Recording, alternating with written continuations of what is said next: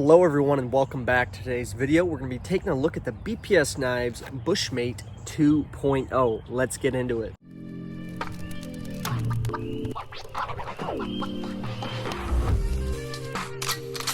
Before we do that though, I do invite you guys to like, share, comment, and subscribe. Would really help out what I'm doing here at the channel every single day.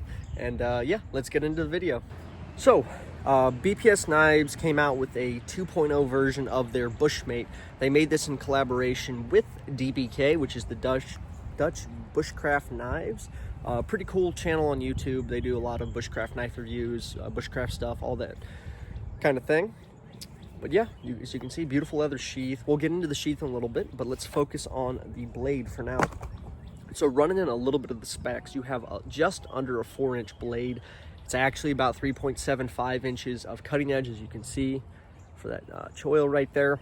Scandi grind, as you can see here, and BPS Knives does a really good job with their 1066 high carbon steel. It is not stainless, so you're gonna have to watch this guy, make sure it doesn't rust. They say it has a 90-degree spine on there, so we're gonna check that out here in a second. Walnut handle scales, they do seem to be a little bit, would you say, the fit and finish is a little bit better in some of their other offerings, especially like the Savage and the Adventurer. I've had issues with some of their handle scales coming loose.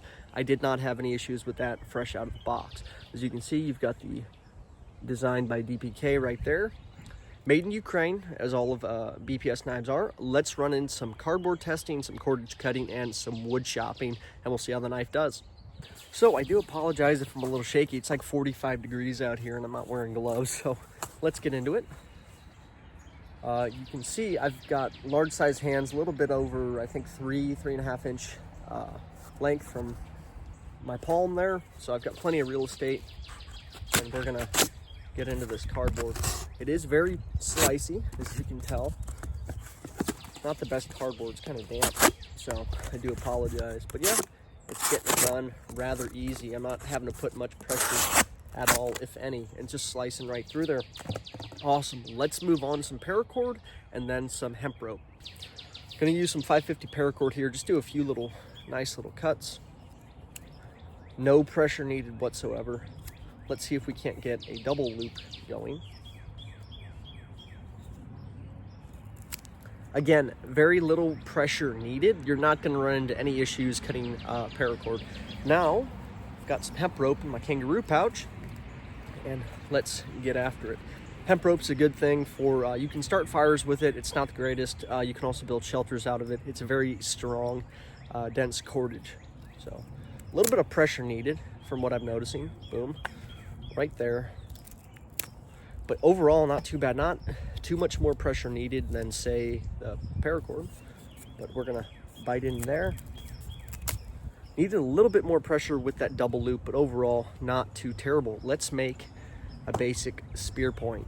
So I've got a very soggy and moss covered piece of honeysuckle here. We're gonna see what we can do though. Already just biting into that. That Scandi grind does extremely well with woodworking. So as you can see, I'm just filleting that, hardly having to put any pressure in there. And the point of doing a spear point, what I like to see, why I like to see knives being able to do it is if you have to make an impromptu tent peg, or if you want to make a charcoal pencil so you can write something down or just have some fun with it. And it is just biting into there and taking off so much of that material. Awesome. Let's see if we can't get a little feather stick going. Let me clear off some of this. Now this wood is wet, so I don't know how well it's going to do. I would say one thing, it almost wants to bite into that wood a little too much. I'm sure if you had this steady on the ground, you could get a good feather stick going. But again, the wood's soggy, so no complaints. But I'm resting my thumb back here on that 90-degree edge, not noticing any crazy hot spots, and we are just getting it rolling.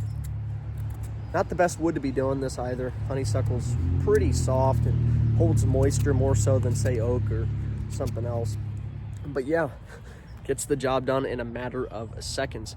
Let's see if we can do some basic chopping with this knife. Oh, another large piece of honeysuckle. So for those of you who don't know, we have a very large problem here in Missouri with invasive honeysuckle. I've been clearing out this little patch of trees here, getting all the honeysuckle out so I can plant some black walnut in. But yeah, Let's throw that sheath off to the side, and we're just gonna go for it. I am gonna wrap my hand through the paracord I've got on here. Bite into that wood pretty good, as you can see.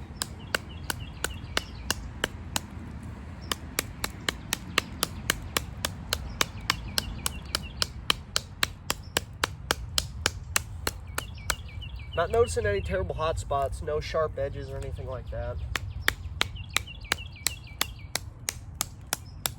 This is a rather large piece of wood, so might take just a bit to get through it.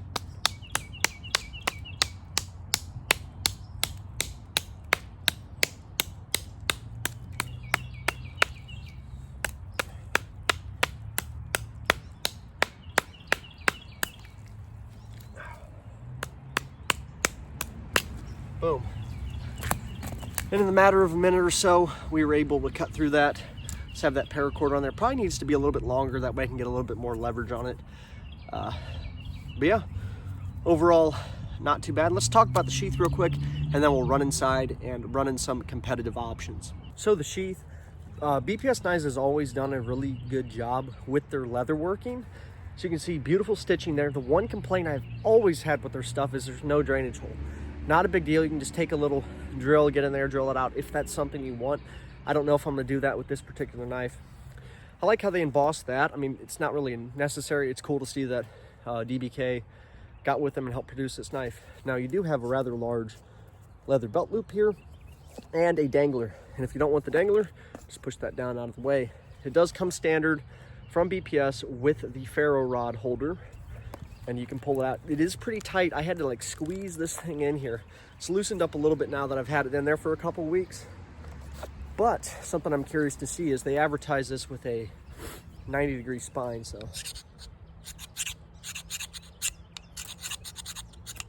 And as you can see, it gets the job done very well.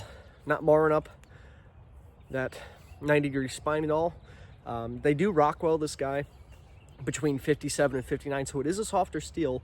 So it is going to be a little bit not as chippy, but it's not going to have the greatest edge retention, say, to S30V, Magna Cut S35V. And however, the cool thing about having a softer steel is you can get a wicked sharp edge on this. I haven't done anything to this edge yet. It came from the factory, very, very sharp, as you guys can see.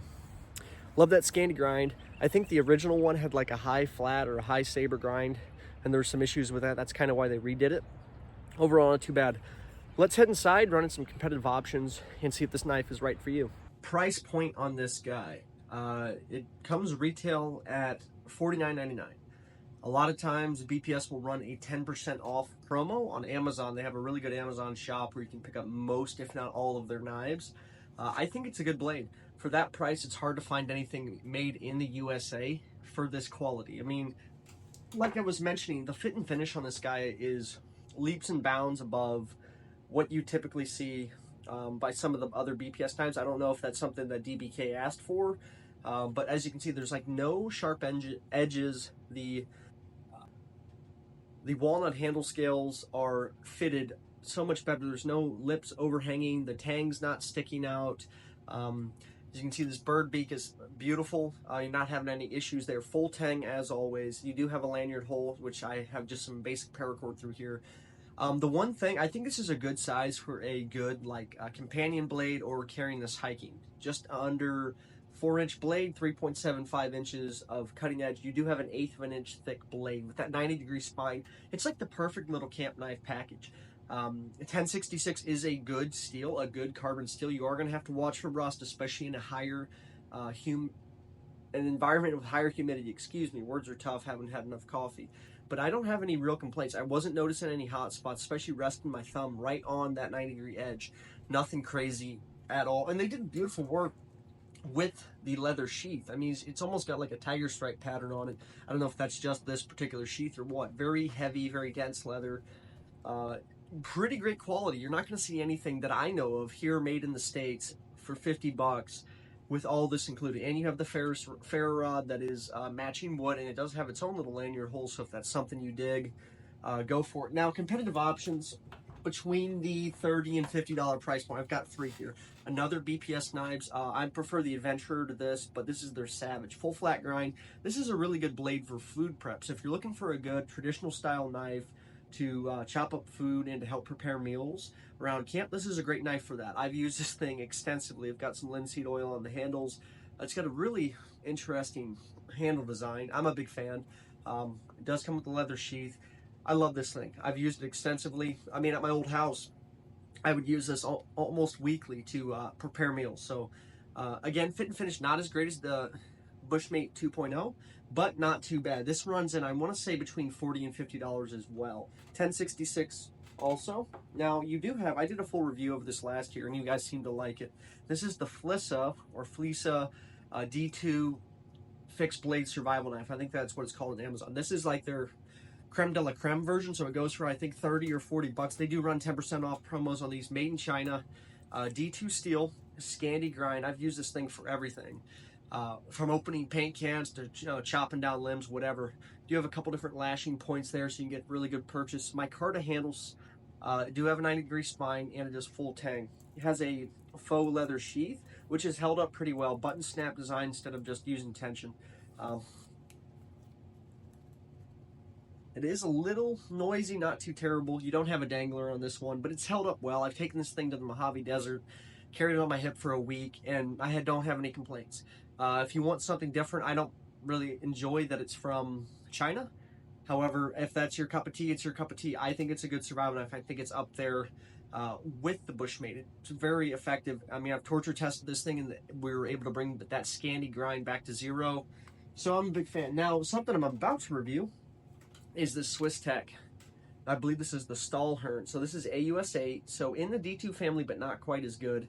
It says it has a 90-degree spine. Again, I haven't reviewed this yet, so I can't speak too much to it. My Micarta handle scales, full 10 construction. You do have a lanyard loop and a phony polymer sheath with a fake blade tech lock. It does come with a ferrous rod too. This runs in right at $40. Sometimes you'll run a depending on what Walmart is near you, they will run a sale on this guy. But those are three great competitive options that I think are in competition with this. Now, do I see this replacing the Mora knife? No, I think you do get some other options with it. I prefer the leather, especially when I'm out camping. The Mora is great, though, if I'm going to be out fishing or just want something in my tackle bag. But this guy, it's beautiful. Beautiful construction. It's effective. It works well, as we just saw.